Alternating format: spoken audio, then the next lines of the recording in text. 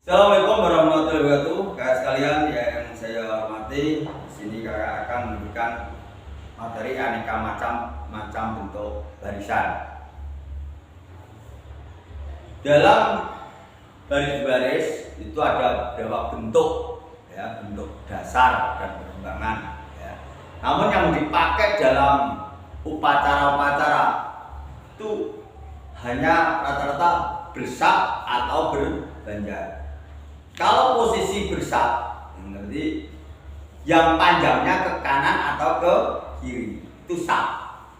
Kalau berbanjar memanjangnya ke belakang.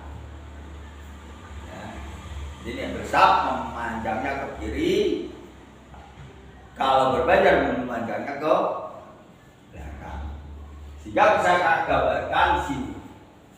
Nah, ini adalah bentuk. Ini dia bersak. Ini bersak. Ya. Lihat ya, agak berat saya gambarkan kayak bersak. Nah, ini ya. Ini bersak.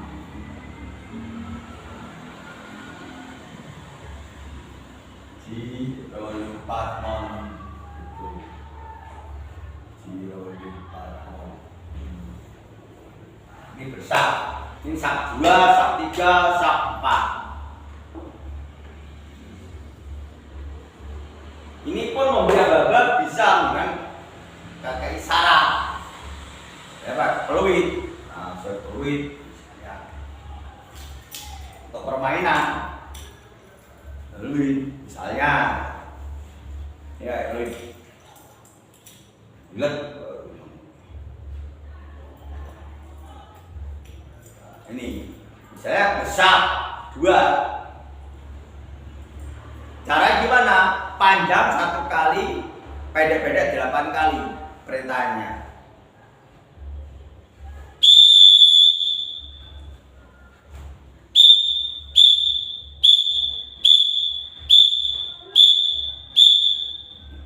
Artinya ini sak 2, ini posisi sak perintahnya.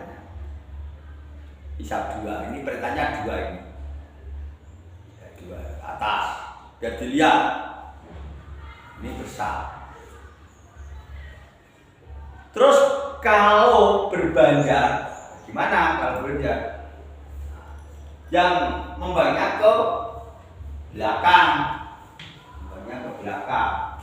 Ini besar ya, besar 2, besar 3. Sekarang kalau berbanjar,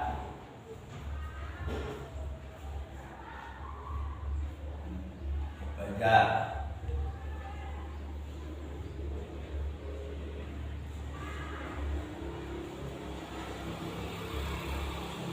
banjar.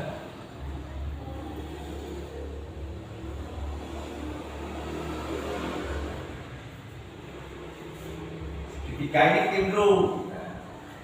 Barat misalkan ada pintunya depan, pintunya depan, 2 pintu di belakang, 2 pintu di belakang. Ini 2 pintunya. Saya pintu atau pemimpin. Ini wakilnya.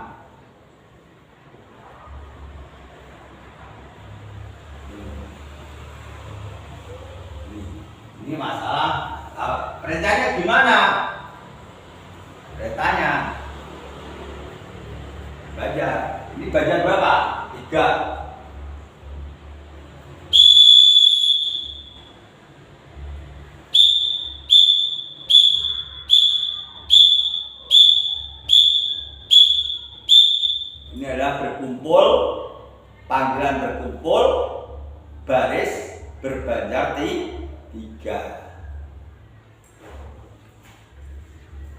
Ini terus ada juga yang lingkaran, pakai isyarat lingkaran. Ini lingkaran besar, lihat ya, lingkaran besar, ini lingkaran ke kecil di atas kepala lingkaran kecil. Maka kalau ada adik ya kakak malah membina siaga, lingkaran kecil, terus lingkaran besar bisa dibuat lagu akhirnya senang.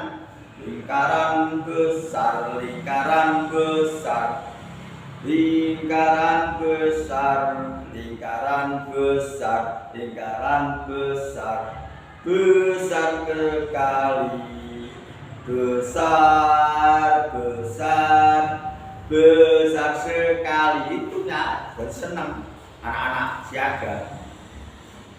Kalau mau upacara pembukaan dan penutupan kan, kalau siaga bentuk barisannya adalah lingkaran penuh. Terus kemudian ada angkare. Ini untuk siaga gitu. Untuk penggalang, untuk penggalang. Kalau siaga tadi lingkaran. Kalau sab ini adalah untuk penegak.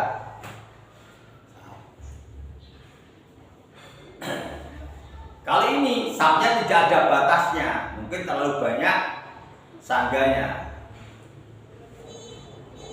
Sab. Ini masalah. Terus kemudian ada lagi mata panah. Ada setengah lingkaran. Digerak-gerakkan mengenai kode kumpul. Kolonel tertutup, kolonel terbuka.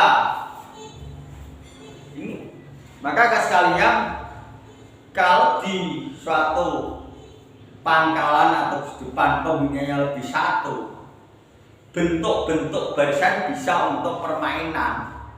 Yang satu di ujung lapangan sana, yang kakak satu di ujung lapangan sana.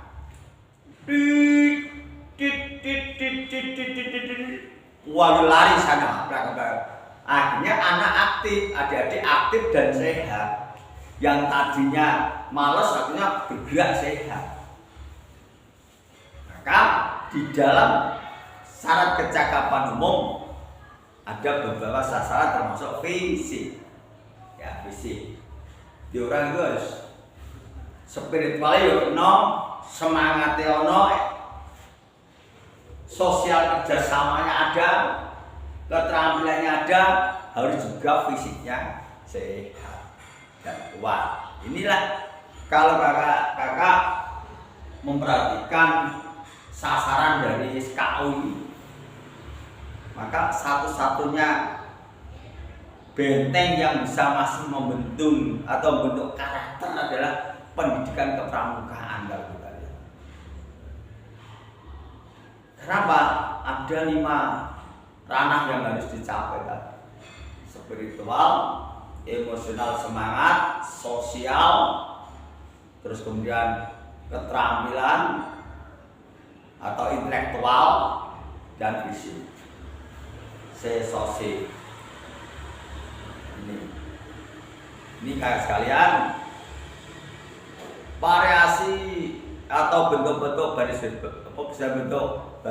itu banyak. Ada kolonel tertutup, kolonel terbuka, terus kemudian mata panah, terus roda, ini roda. Ya, kakak selaku pembina ya harus hafal, ya belajar dulu di rumah. Jangan sampai saat di lapangan buku dia bisa lama. Ya, sebelum ini maka kakak program membina itu harus punya nanti ini, sehingga nanti sebelumnya siapkan dulu peralatan dan penguasaan materinya. Saya kira itu yang dapat saya sampaikan. Kurangnya mohon maaf. Assalamualaikum warahmatullahi wabarakatuh. Salam Pramuka.